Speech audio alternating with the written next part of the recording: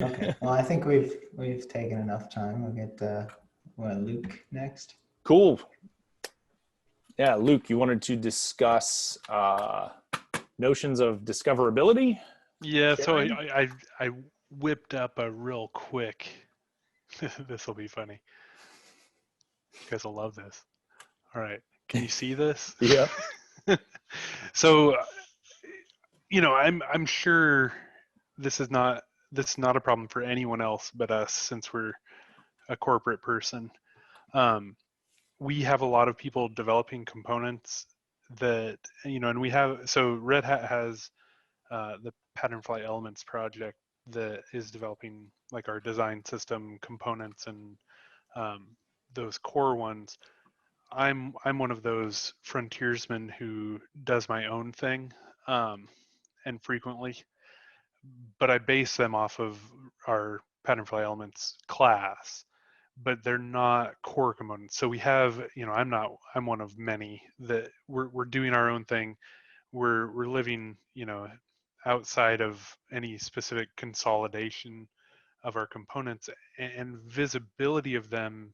Like we're realizing, the whole benefit of web components is their reusability, right? So, we as a company, it would benefit us. So I've been kind of trying to brainstorm, like how do we pull, that stuff together, and then kind of entice people to use a consolidated system as their source. The CDN to me is the carrot on the stick, where it's like, hey, you won't even need to worry about where to host these. You can reference them from here. And we have, there's options out there. There's they could do it on npm. They could do CDN.js, things like that. Potentially, there's other options. For internal like usage, sometimes those aren't necessarily allowed through legal or whatever it might be. So there, part of this solution would be enticing people to use our stuff by allowing them to have a place to host. The big thing would be this catalog, though, and that's tagged. I guess what I'm wondering is, in this scenario, this is like total just throwing spaghetti at the wall to see what sticks. But I'm interested in how, unless you really just don't have any of this, how do you increase visibility or reduce duplication of work with your components? Or even if you, as a person, as a developer, you start to work on something, where do you go to find out if someone already did that stuff so you don't have to?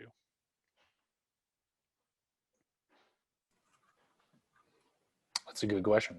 I'd say we definitely do have this as a problem space. I mean, the discussion before was Bob's asking what the best place to get a component loaded in, and he threw us a link earlier of like, should I extend this one? And then I went and looked at it, and it was one that we made like 3 years ago and basically abandoned. So yeah, there's definitely that issue of like, what do I use? What can I use? What should I use? Recently, we've been tackling more of the like, how would I go about using this? So when you say CDN, Luke, do you mean like someone references it as an import in their scripts? Yeah, so actually does their own builds and everything?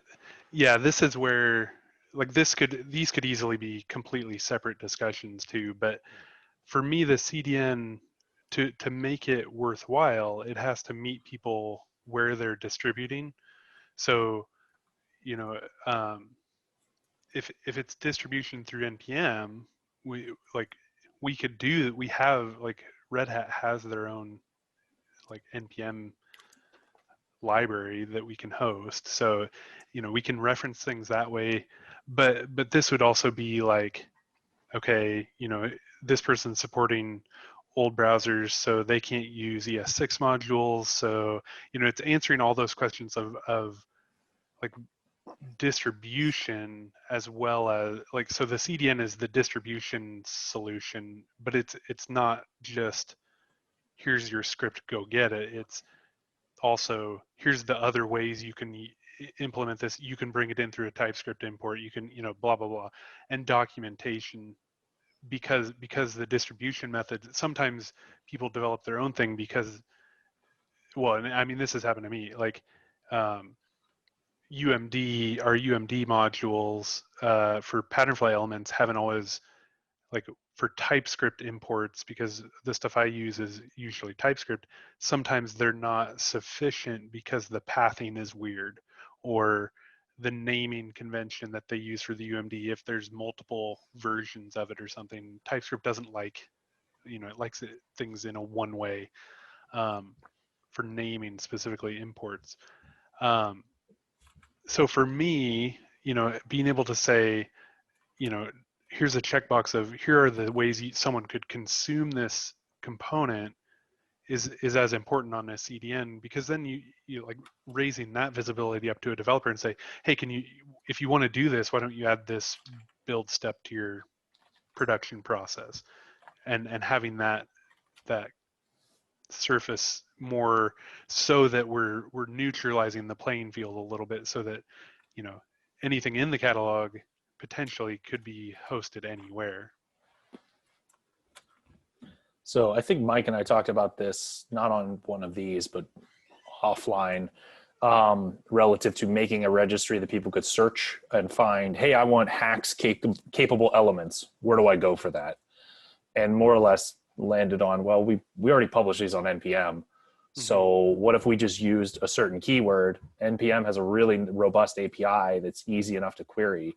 And then what if we used that API to build a dashboard or, singular web page that people could search or could go to and browse, but yet it is still meeting them where they are distribution wise via NPM, as Andrew pops in to just shake his head violently. That was kind of funny. Yeah, I like that. That was good approval there. Which is somewhat sort of related. I mean, we're kind of visualizing it a little bit for this purpose. So I've been working on this piece of hacks, which is so this aspect isn't actually generated by Drupal anymore. It's a redonkulously complex web component called hacks element list selector, which we walked through a bit last week, but now it's actually working. Where I think it relates is what this is doing in the background right now is, other than chewing up the network, it's going and hitting a CDN and it's returning, come on you. It's returning every element it finds off of this CDN. So I'll go to the actual location that this is. It's basically this file. So we've started to have this file that's auto-generated by our tooling called wc-registry. And so it's just a big object that is the name of the tag and where this lives. So there we go. Now I'm finally finished. So what this little UI is doing is it's analyzing, it's loading up and then analyzing every single one of those components and finding things off of our CDN that use hacks. So in this case, it found, I could search for stuff that's just GIFs, see the additional details. And we started even working towards like, well, could this be something that you're actually visualizing the information on the CDN in such a way that anybody could use it? And this is not, hack specific. Is there maybe some tooling that we need to run to do this analysis as well of, hey, here's the stuff on the CDN and here's all this metadata, as opposed to right now it's building it at runtime, which is why it took so long right there. But we're even getting into a little bit of the like, hey, do these have demos with them so I can see what it is?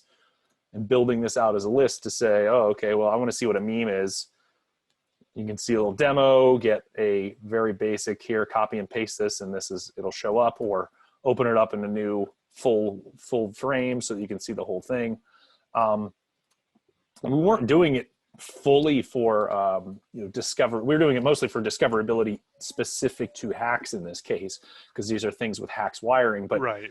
you could just as easily hit the custom-elements.json file and generate a very similar searchable UI index, which is kind of what like a pika.dev would have as well, right? So they've got kind of just their npm search registry is filtered out to I believe things that show ES6 capable modules. Yeah, there we go. Hey, there's an exact match. So do you mean like this type of centralized information data source sort of thing? Yeah, I mean, I think this more so like this would be part of it for sure, but also more of a webcomponents.org style where it's like I want maps, like I want something with like Storybook in it. yeah, like you want it's more usage based than just library based, I guess would be the difference. Like I think you'd have to do it off of tags, obviously, for npm. But the idea would be, someone in marketing may have made a component that does a cool, well, like let's say meme generator or something with just Red Hat memes, and someone's not going to know to search marketing within internally. They're going to search for meme, and so the tagging is part of it. But I think as you said, like the CDN side of it is the distribution and how do you consume it on your site, or it's usage plus consumption. And the CDN, do you have, or are you assuming that you're going to have this specifically curated for like these are the ones that are on the Red Hat CDN, or do you mean like anybody can just go out there and pull in web components? So the cool thing is, so this is something I've been given like the go ahead to kind of pursue some or all of this type of system and build it out. So initially it would be internal because obviously it has to have some type of return on investment, but I've made it, in no simple terms, like Red Hat stuff goes out, that's just the way it works. That would, to me, it would be a potential of, yeah, maybe Red Hat would be willing to host it and let people put it on, or we would just release a source and say, hey, if you want to host this on your own spot, at least internal to your own organization, or you can say, hey, I really liked your web component, can you go put it on our system, type of thing. Or potentially, this is where I think, like for us, we have to tread lightly for legal reasons, but like if we found a component that we liked and then reached out to someone and said, hey, can we put this on our system, and somehow consume it through your Git repo or something, something where we have relationships where people are using external components internally and surfacing those. But I mean, my goal would be this would be a more open thing than just host it yourself. So kind of more the like EA Sports model where they have their own CDN and every property they have that's for marketing a game uses the same EA approved, game card or game cover box or yeah. I whatever mean, it I is. guess from my perspective, like I think of CDN.js because as a CDN, the value to them is they get tons of data about usage. Now obviously there's also cost for the hosting and stuff like that, but most of that we go through Akamai, so a lot of that's already kind of prepaid to some extent.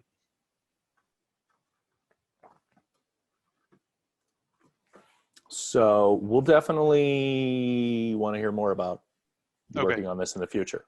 Okay. Yeah, I will come back with you guys. If nothing else, you can contribute or be guinea pigs. Yeah, totally. I mean, I think there's room for a missing, I'm going to just use air quotes, product right now that is a mashup of storybook, of CDN JS type of a thing, and like a searchable registry like that. Yeah, what you're describing with Yeah. webcomponents.org or Because whatnot. I really like webcomponents.org, but it's not curated enough for my usage where it's like I don't really know what works and what doesn't. So if there's not the social aspect as much as, you know, for a corporation especially, the components that we will host will be kind of self-selected, and if something doesn't work, it'll get booted out. You know, it'll be a little bit more strict about usage, because if it's not used, someone will boot it out. Or if it's not good, like if it doesn't work, we'll say. The third part of that diagram is something like totally optional, but is to have a web component development environment built into it, and that's like pipe dream at this point. but it would be like a Che hosted scaffolding for the respective component. You know, you want to build pattern file element, here's the scaffold. It's the open, like it'd be similar to like what you guys are doing with what is it, open component WC library? Factory. WC Factory, yeah. But it would be like, I think Michael, actually you had something that was, I think we went at Hacks Camp, you had something that was like containerization and looking at that. So I've been desperately trying to find all the people internally to help me learn all the cloud hosting types of things I need to know as a front end guy to get this stuff done. But of course they're not front end. So when I ask them stuff like, hey, how can I get this? They're like, I have no idea. I don't do web stuff. So I'm trying to bridge that gap. Do you think that maybe it's a question of trying to get something that allows you to build? Kind of what Bryan was showing as far as the different elements that you could select within Drupal that are being selected from the CDN, but then being able to add in like other npm endpoints or whatever else, so that it's not just the ones that are on the CDN, but it's also, you know, this npm repository. Yeah. I think, like, to me, I don't want this to be, I want this to be fairly neutral as far as how you make your components. You know, if you want to use pattern fly elements, if you want to use Polymer, if you want to use lit HTML, lit element, whatever, you know, I don't want it to be making decisions about that, but I do want the scaffolding should be catered to how someone wants to build. So like, hey, I want to spin up. Has anyone here used Che before? You used to be called Code Envy, so it's a internet IDE. But like it'd be equivalent to like VS Code Online. I think if you've, in fact, the interface is almost exactly the same as VS Code. It's built on Thea, which is an open source editor. But Che is something Red Hat uses or is trying to get people to use. And as a front end dev, you know, our choice of editor is always like, you hold very tightly to that until the next best one comes along, and then you're like, yeah, I like that one too. So this is something where having an online IDE, you can essentially copy workspaces, so you wouldn't, the onboarding process of, hey, I want to spin up a new pattern fly element, you don't have to tell them all the commands to run. You can just load the scaffolding and they can just start editing whatever it is, JavaScript, HTML, CSS, you know, that, because I think it's not like that's hard for anybody, but having if you want to branch out into a different style of development for components, the overhead of either mental or system overhead of, oh, well, this guy's doing it in this way, okay, this guy does it through Webpack, this guy's doing, that's, I'm trying to neutralize like all the cruft that front end development gets, people make fun of us for, where it's like, yeah, which package builder are you and minifier are you using today? And I blame Addy Osmani for that. I'm not gonna lie. Do you have you seen webcomponents.dev? Yeah. That was immediately what I was thinking of as far as the templates and starting points they have. Yeah, and there are things like, this is where it's like, to me it's a pipe dream, because there's stuff out there that does this, and Che is very heavy compared to some of these, because they are catered to like a web development environment, whereas Che is it's Eclipse based, so like Java, it's like, you can imagine, I said Java, You said like the you word. can imagine, yeah. And so but I think internally for me, I also want our product to compete with these things in a better way. So I'm like, I want to use it so that we can make it better. Anyway, so that's the other piece of it, and I think that it doesn't have to happen. I think the CDN and the catalog is a value to everyone outside of Red Hat.